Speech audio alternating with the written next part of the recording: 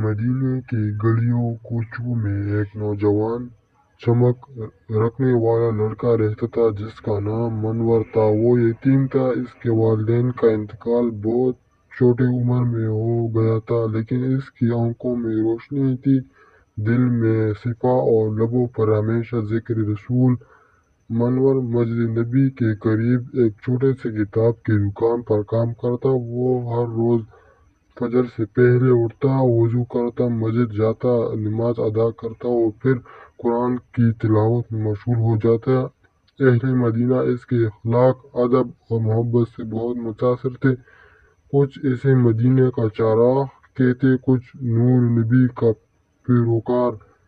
ایک دن ایک بوڑھا مسافر مدینہ آیا۔ وہ بیمار اور بھوکا تھا، لوگوں سے مانگنے میں کچھ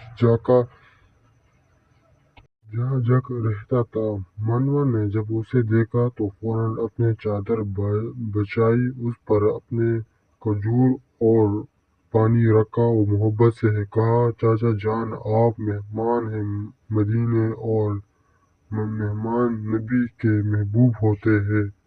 مسافر کی آنکھوں سے آنسو بہنے لگے۔ اس نے کہا، بیٹا، میں کئی شہروں میں گیا مگر ایسا اخلاق، ایسی محبت کہیں نہ ملی۔ تم کون ہو؟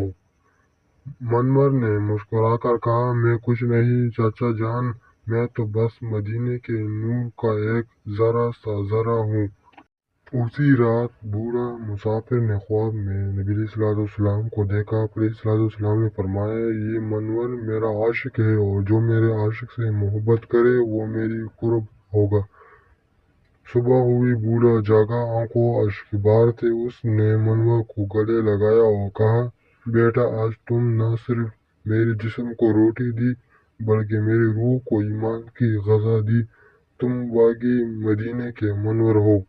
کہانی ہمیں سکھاتی ہے کہ سچا ایمان، سچا اخلاق اور رسول اللہ صلی اللہ علیہ وسلم سے سچی محبت انسان کو دنیا و آخرت میں سرخرو کر دیتی ہے۔ اللہ ہمیں بھی مدینے کے منور جیسی صفات عطا فرمائے، آمین۔